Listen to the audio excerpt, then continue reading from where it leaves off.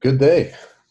Thanks for listening in to this recording of a presentation that I'm making at the American Association of Port Authorities Facilities Engineering Seminar in Jacksonville, Florida. My name is Daniel Elroi. I'm the president and CEO of NSGIS, whose longer name is North-South GIS, but just NSGIS for short.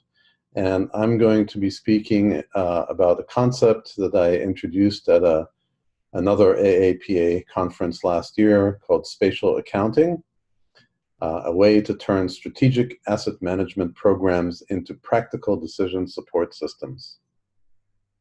So before I dig in, let me just introduce the company a little bit and myself. NSGIS is a geospatial expert consulting firm in the ports industry. We consider ourselves to be consultants as well as geospatial system integrators in ports. We were founded in 2005 and headquartered in Los Angeles. We are a very integral member of the ports industry, and most of our business comes from the ports industry. In the GIS world, if you're familiar with it at all, you'll recognize the name Esri. Esri is the manufacturer of the primary GIS software or geographic information software out in the market. And we are an Esri Gold partner and have been for a decade. And we're also the leading partner for Esri in the ports industry. In addition, we are also makers of the NSG line of software, which is an additional software that sits on top of the Esri platform of software. And you'll see some of that in action later on in the presentation. As to myself, I am the founder of NSGIS, and I also helped start 3 other GIS consulting firms in 3 different countries over the years. I have been a GIS specialist, expert, and entrepreneur for over 30 years. And today I am one of only a handful of subject matter experts in that intersection of worlds, the GIS and the ports world. Our firm is best known for our geospatial work in seaports, and you will see here a list of ports that we have done work for, some a little and some quite a lot, and you'll recognize many of the names.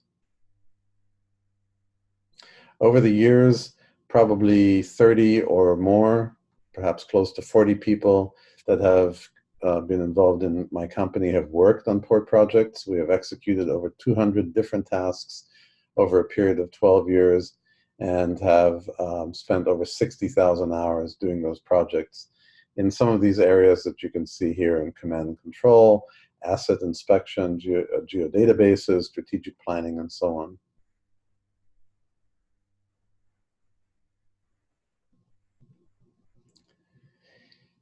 Because of this work, we are devoted and dedicated to contributing to what Esri calls the science of where. GIS is sort of a technical term, and they've come up with a really nice term that speaks, I think, a lot more simply to people, the science of where, and we've contributed a lot to that.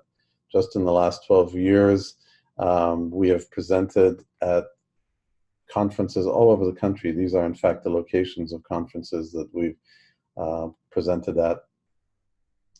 And at these conferences, we have presented multiple papers. We've also written articles for various port-related publications.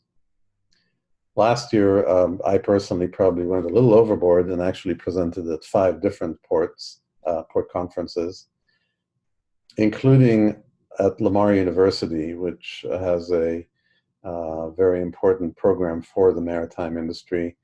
And that presentation, which is recorded and it is available online or from our website, really was almost like a semester class on asset management, GIS, and other technologies compressed into a 45-minute lecture. I recommend that you give it a listen. We also did a webinar last year for AAPA, and I hope some of you listening today heard it. It was very well attended, and several hundred people actually listened to it. but I want to focus on a presentation I gave at the AAPA Marine Terminal Management seminar in Long Beach last year, where I introduced the term spatial accounting, and I really want to pick up where I left off last October and expand on that today. The outcome of our work in ports has been quite gratifying and we think important. We've helped 4 ports get introduced to GIS for the very first time, 3 ports be reintroduced to GIS after prior failures, 3 ports we've helped them move their GIS from a departmental endeavor to an enterprise one. 5 ports were given a new roadmap to their GIS. 6 ports added GIS staff as a result of our engagement. 12 ports added funding for GIS as a result of our work. And 4 ports even received awards for their GIS systems after engaging with us. Ultimately, it's really all about putting geospatial technologies to work at ports, as we can see here from one of my favorite photos from one of our clients. Now, how have we done this? And this is important to the kind of the rest of the presentation. We've done it by dispelling the notion that GIS is just a so-called system of record. Now, it is a system of record. And if we use an example that's not from the ports industry or not our software, but look at Waze, when you turn on Waze, those roads, those locations on there, those are authoritative. That is a system of record for that information. But Waze is also a system of insight. It gives you insights into the fastest way to get from place to place, or where gas stations might be on the way, or where there's traffic. So that information in the system of record is then analyzed to give you insight. Beyond that, Waze in this example is also a system of engagement. It engages with end users through applications that solicit your information about traffic or tell you about it, or in their case, they sort of gamify it by giving you points for participating. In the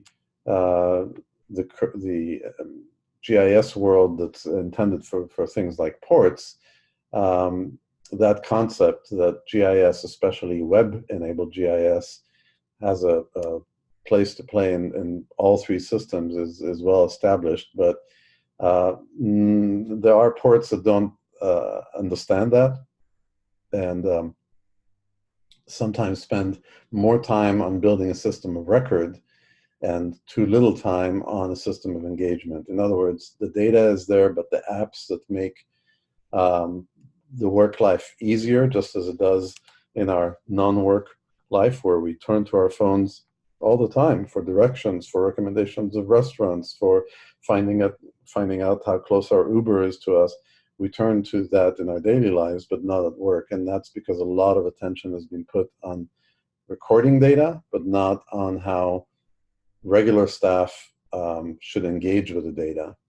Also, one of the things that happens often is that expensive GIS systems are built up and are only used by 1 or 2 people to whom everybody else turns for answers.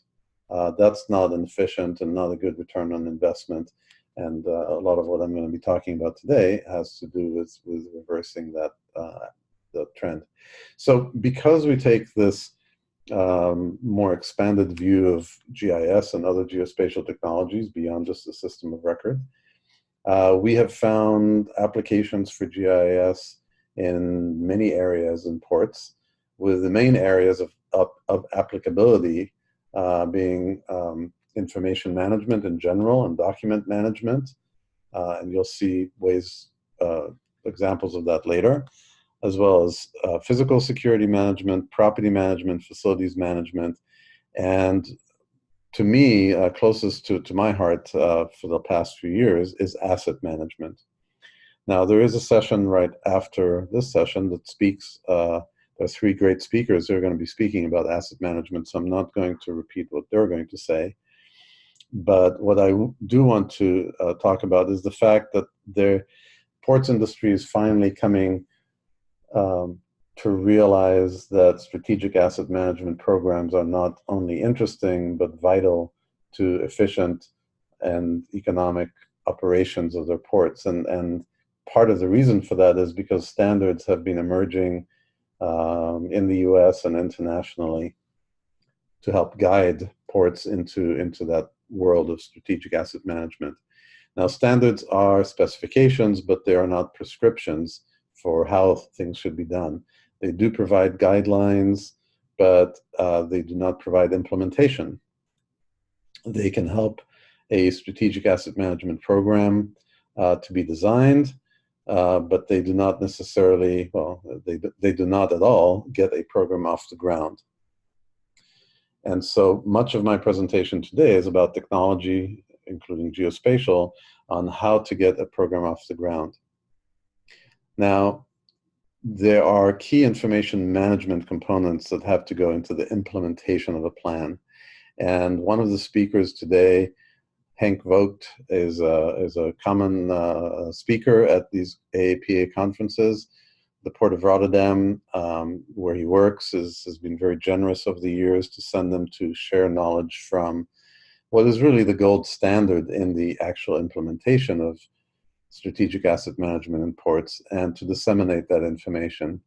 And I don't know if in today's talk he's going to use this graphic, but he's used it many times before, and that is that the Port of Rotterdam has identified 3 principal information management components that have to be there for a strategic asset management program to be put on the ground.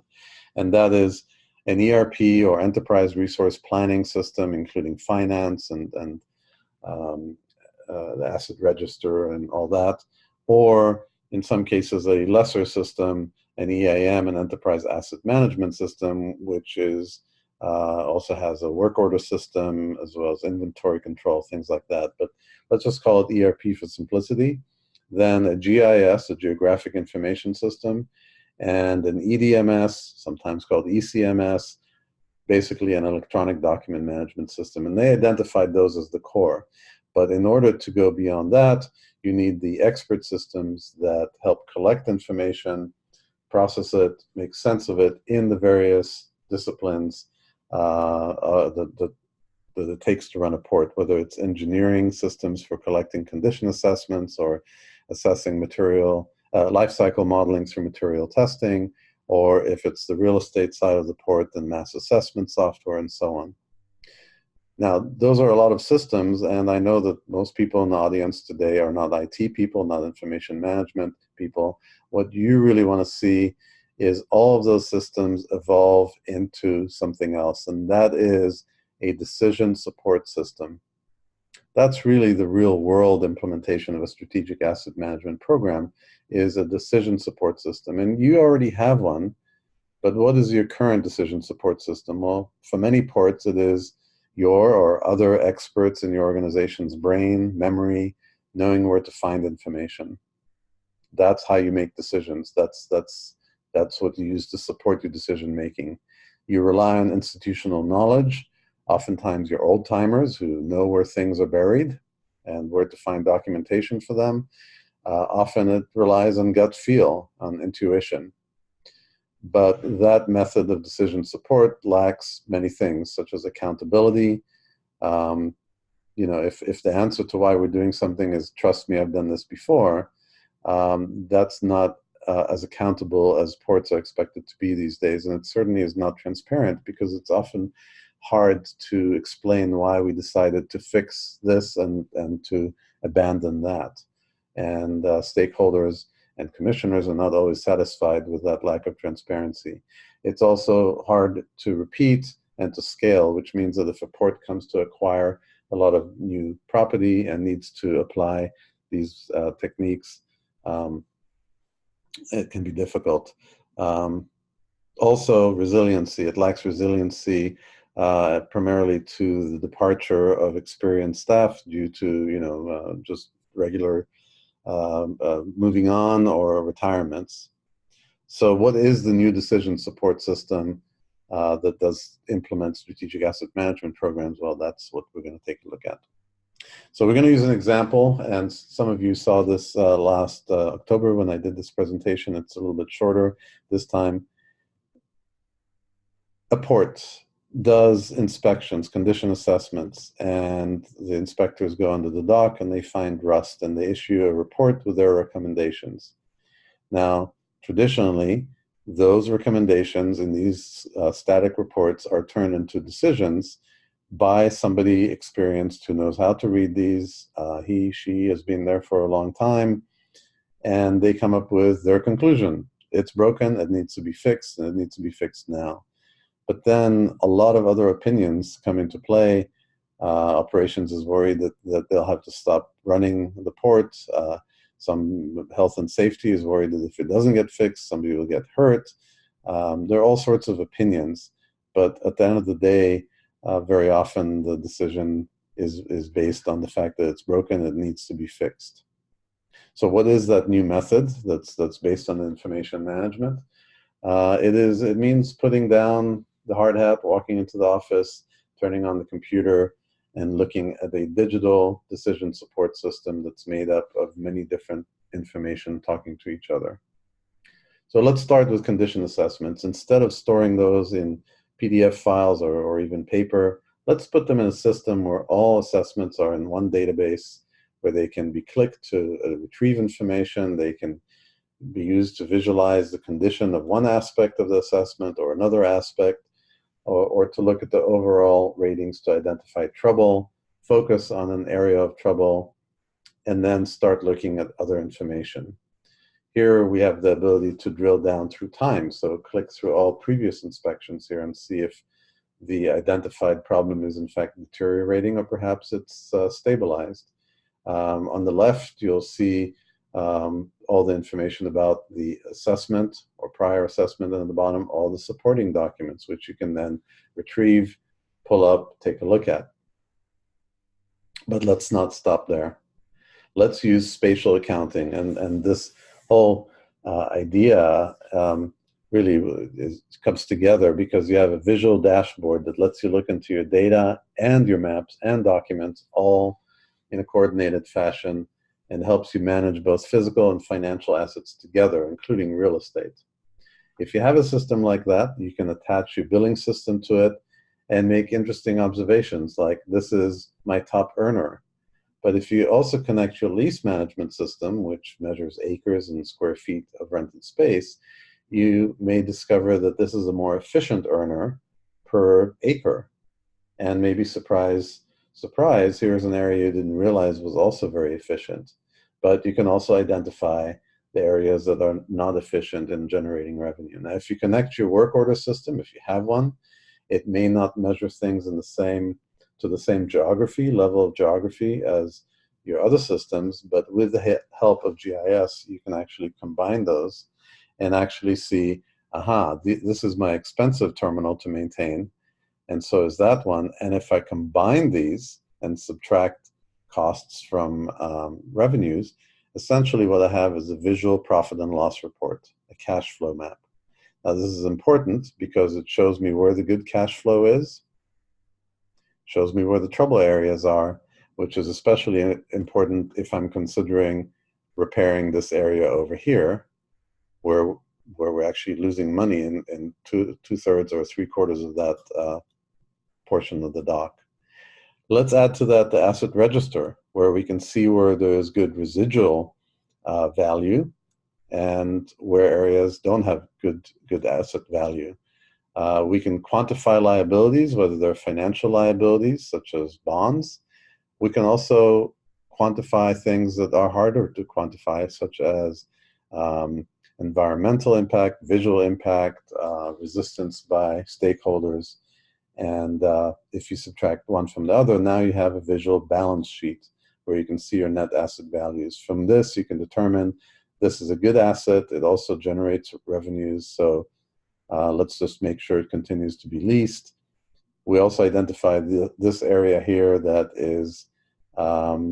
has poor net asset value and isn't generating revenue, and this one that is generating revenue but is deteriorating.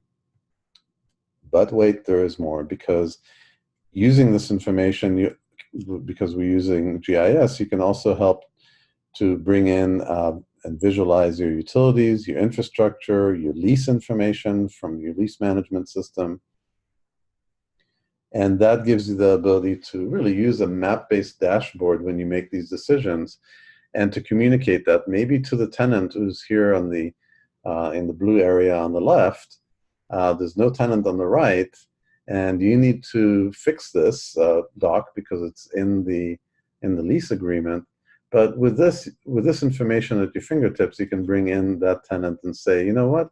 Why don't we repair this part of the dock that's not being used today, and then we'll move you over there so that then we can fix the dock that's in your current lease area without impacting your operations. And you know what? Since you're already in both those areas, why don't we expand your lease and we'll give you favorable rates?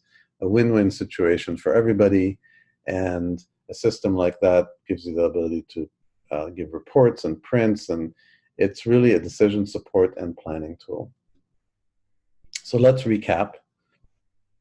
Spatial accounting is the concept of connecting different systems of record using geospatial systems, especially GIS, implementing the principles of strategic asset management as a decision support system that you can use daily, and delivering it as a map-enabled system of engagement.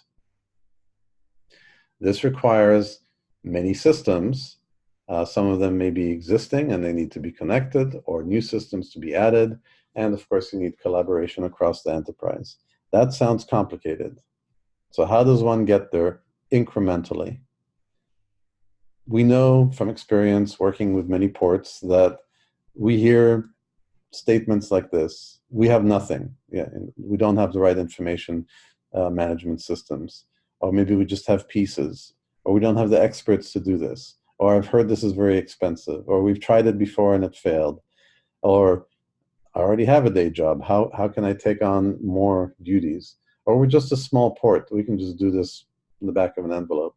Or channel deepening, or cybersecurity, things that steal away money and time and attention. Or this one's a good one, something urgent came up, or my commissioners don't get it. So let me help you by telling you and showing you how we've helped ports at any step of this continuum from the left to the right, and to give you ideas of how this can be achieved, and even achieved in your port. Now, you may have already come part way. Well, that's fine. We'll get to that part. Wherever you are, we'll give you some examples. Now, I'm going to be showing some software that some of it is Esri software, some of it is our own NSG software, some of it is third-party software. I'm not really going to dwell on it. If you're interested in any of it, ask me afterwards. So if you see the arrow here on the left, right here, this is the bottom rung of the ladder, GIS Strategic Plans that involve interviews across the port, usually creating a 5-year budget, staffing plan, or contracting plan, and give the port hundreds of action plans sometimes, depending on how in-depth we go, of how to do it, what to do, in what order, and what priority, and also, again, depending on the depth, how much it's going to cost. So what's the return on investment for ports that have done that? It gives them a coordinated vision of where they should go. It synchronizes with port master plans, or if they have one already, a strategic asset management plan. It gives you a roadmap of what to do when. It is and can be used as a basis for budget requests. Look, it's already in the adopted plan, so here's what it says we should be asking for in year 3. It helps to bridge the gap with IT, because GIS oftentimes in ports starts in engineering or in planning, and there's often a gap of credibility and knowledge with IT, and this helps with that a lot. And it helps to improve communications with leadership. Next on the ladder, the assessment of paper records. So ports that don't have a digital system and their records room looks maybe a little bit like that. We've helped them to catalog both paper and scanned, or as well as digital documents. But we don't just do it in a spreadsheet. We do it using our software, which is already GIS based. So it gives ports a catalog of available data. It helps them to prioritize what to convert to GIS based on only the best data and most reliable data should be converted.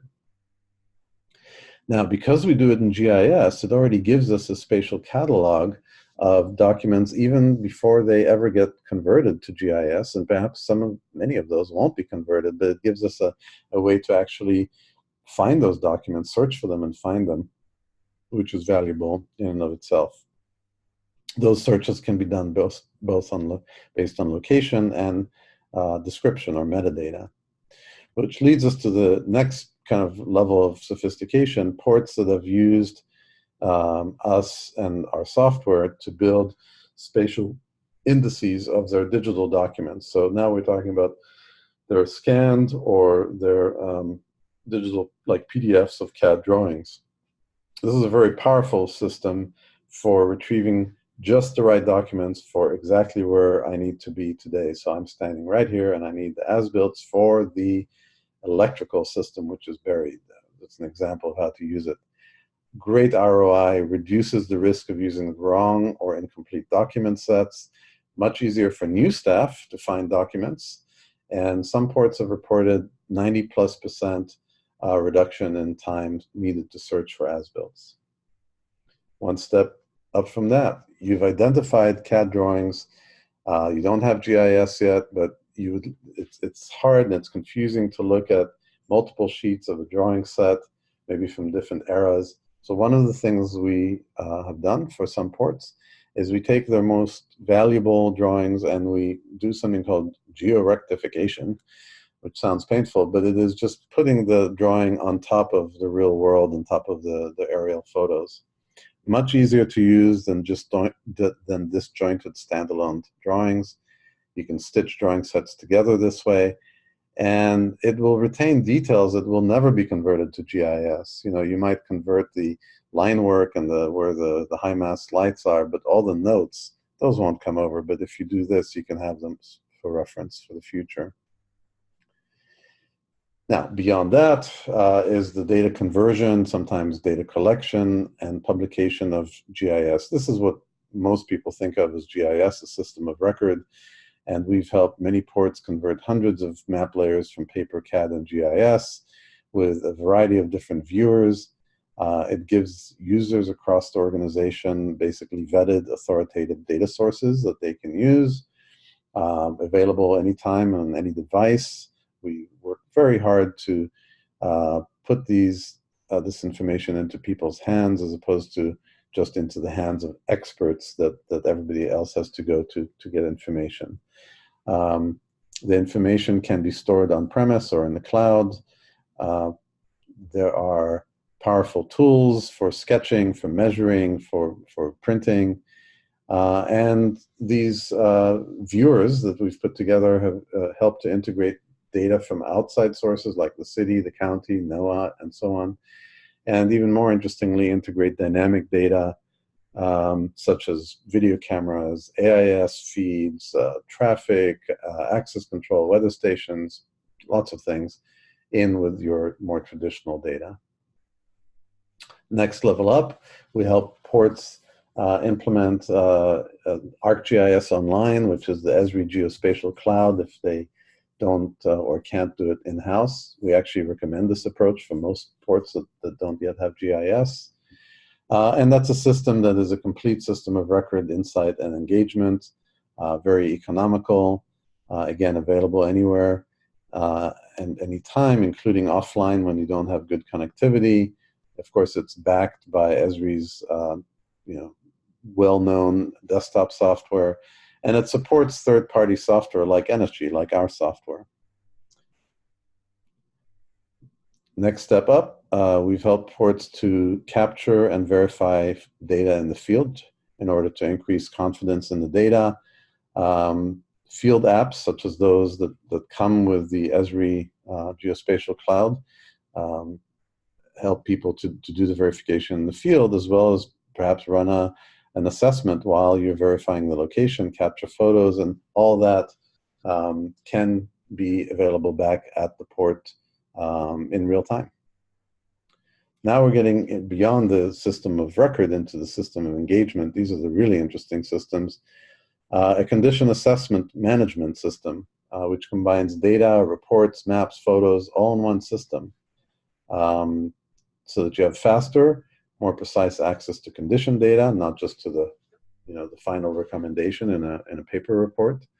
It allows you to compare conditions across space and time, and you can integrate it with other data, such as load-bearing data for your docks to plan for special cargo missions. You can integrate data from different consultants, as well as your own internal assessments, and overlay it with other systems. Next level up, facilities and work order systems. Again, GIS-based work order systems linked to finance and document management. Well, they give you all these different tools, both in the office and in the field, for work orders, for labor and work and cost history, which are then retained for analysis. They can be correlated to other systems, such as your property management system. Systems we've deployed for clients have built-in scheduling and load balancing, inventory control, and work order creation, bulk work order creation, as well as preventive maintenance planning. And it eliminates paper records, and really is the true beginning of the implementation of a strategic asset management program, is the one that allows you to make decisions based on risk and consequence.